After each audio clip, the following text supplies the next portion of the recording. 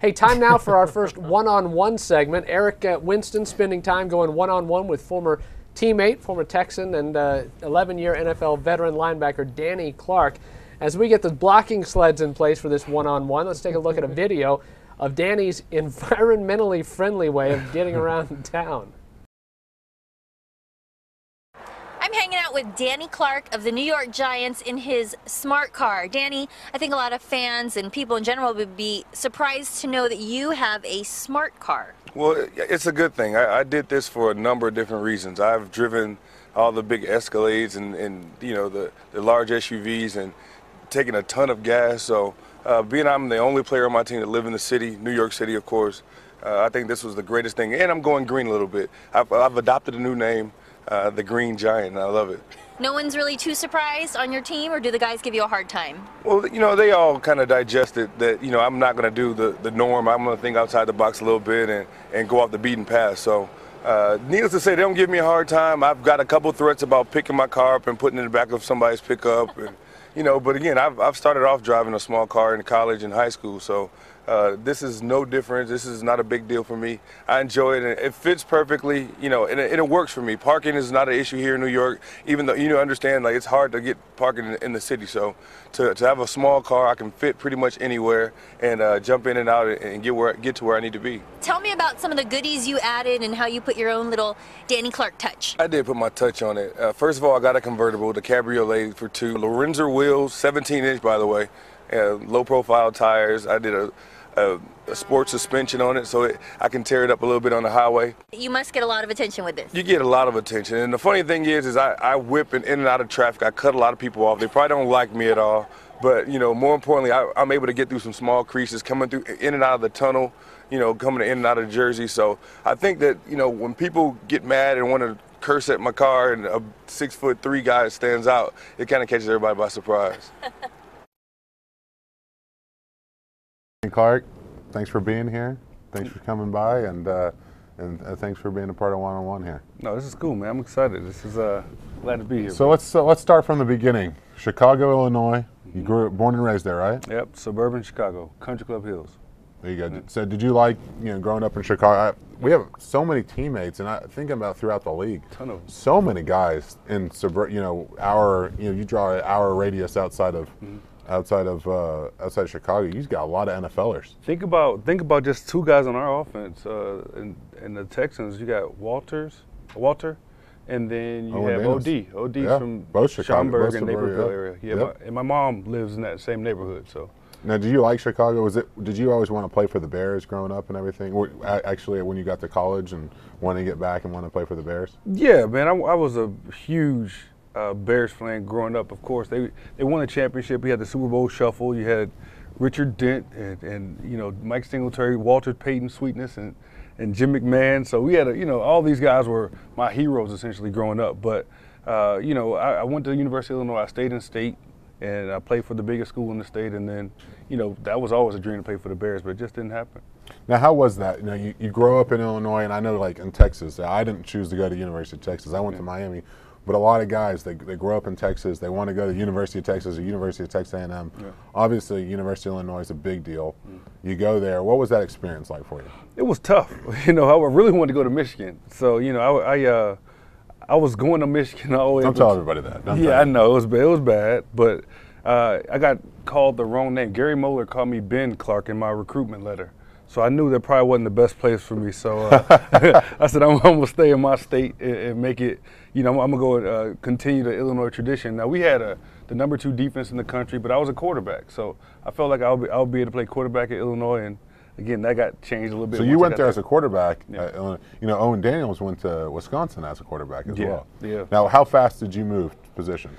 I played probably 2 weeks of training camp. All right, son. That'll be all. You were good. Thanks a lot. And they patted me on the back and said, why don't you try free safety? So do I get to go back to quarterback if it doesn't work out? You know, and it was just – so I went to free safety my freshman year, and I redshirted. So I got to college at 189 pounds. So I wasn't going to play much defense and be a contributor. After that training table and got to about 210 pretty fast, 211 my second year. So I know the feeling. Yeah. So you were tight end. I was a tight end, played tight end my first year, then then obviously made the switch over to left tackle, and the rest is history. That's huge. So, okay, so you go to Illinois now, and then coming out undrafted, or no, seventh round draft pick. Same thing. Yeah. Sometimes it's better to be undrafted. It's better to be undrafted. Some people don't realize that. Yeah, you can pick where you go. Yeah, you can pick a roster that you want to be on now. But describe the experience and not just of going to an expansion team in Jacksonville, but I think a lot of people, I've been lucky in the sense that I've played all 6 years so far in Houston, with one coach even, in one franchise. Describe the experience of being on multiple teams, and not just one or two, but you've been on, what, 4 or 5 teams? 5 ball clubs. You know, what was that like? What were the differences in teams? What was it living in different cities and moving, every couple of years? Well, it was a blessing. It was a gift and a curse. I always looked at the opportunity, and every year I've been in this league, I had to make the ball club. It wasn't about, even though I played 11, I started 10 of my years. So it wasn't about me getting comfortable. The one year I got comfortable, I got cut. So, at the end of the day, I came in, worked my way up through special teams in Jacksonville, played 4 years, ended up starting my second year. And I felt like, I always had to prove myself. And then so when you move from Jacksonville, where they have one impression of you in that organization, they felt of me like a reserve linebacker. Sure. While I go to Oakland, I become the man. I go in 2 years, most productive, 130 tackles a year, Pro Bowl alternate. Become a leader of a ball club, team captain, and that's when you get a new persona, and then that radiates across the league versus being the reserve guy. So that was a part of the growth, I think, that happens when going from different ball clubs. And then you go from Oakland, I come to New Orleans after the Hurricane Katrina in 06, and then I go to come to Houston 07, your second year. What franchise did you like the most?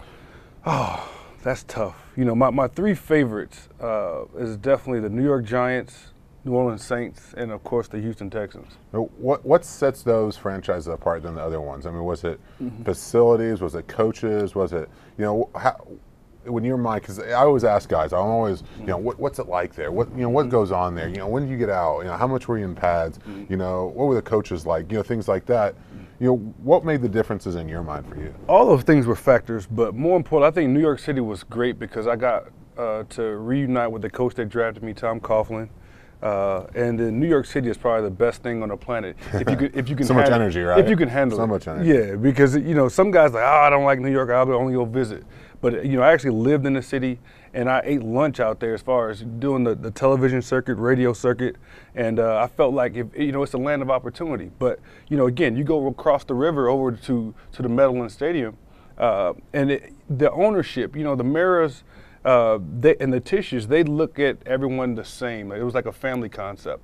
And that's something I really bought into early. I saw a lot of former players working in the building, and I felt like they treated everybody with the same type of respect. So the Giants did a great job. The Saints are fantastic. And I think I'll use the words of Sean Payton as a functional organization. There's not very many in this league to have a ball club that everyone understands what it takes to be successful.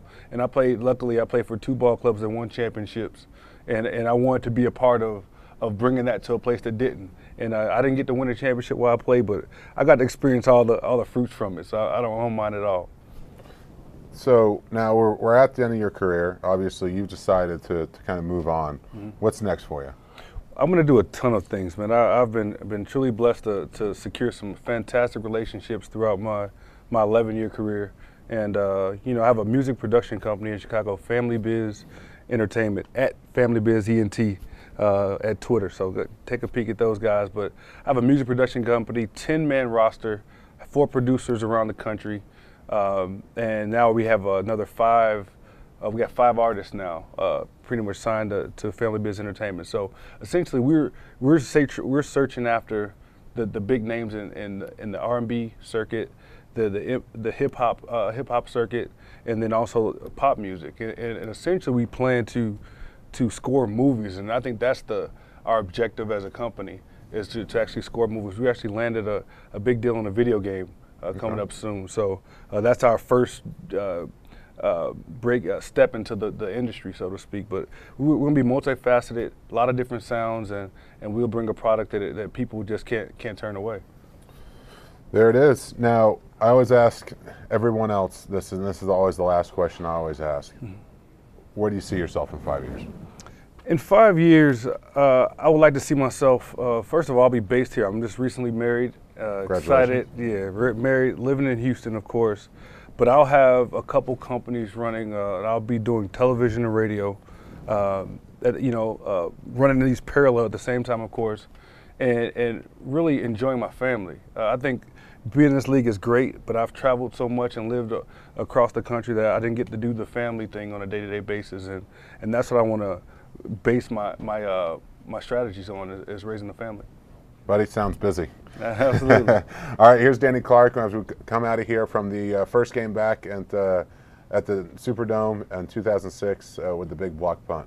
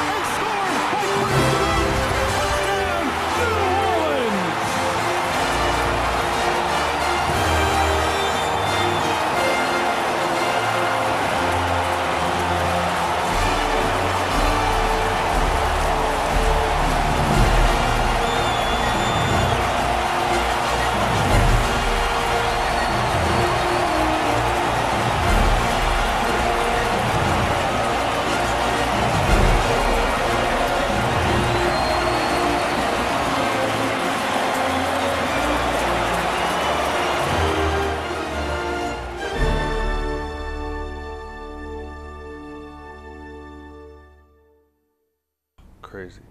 The fans were happy. Yeah. First game back in New Orleans after Hurricane Katrina. I mean, what was it like that night? It was electric because you just think about how many people had no place to go as far as homes, and you had a stadium packed with people with nowhere to go once they leave. And I think we just brought so much hope and excitement to that city because they, throughout the entire year, they felt like the team was going to leave and go to San Antonio, and to be able to inspire so many people, just the citizens of the New Orleans area, was like the greatest gift we could possibly give them. It seems like that was the one thing they were hanging on to, was the Saints. Yeah, it was it. I mean, it was just like you think about, I've played in some loud stadiums. That was the loudest place I've ever heard, and I think that some people that weren't really with us were with us that day. Now, were you with the Saints the year that they played in San Antonio? No. Okay. I got there right prior to that season. Because it was weird. That year before, right after the hurricane hit, obviously they moved their games to San Antonio and they were on the road. They played an entire season away from home. And I mean, that was a tough year. And then to come back and have the reception after people thought you guys may not be coming back. Right. And then, I played for the Raiders when when the storm hit.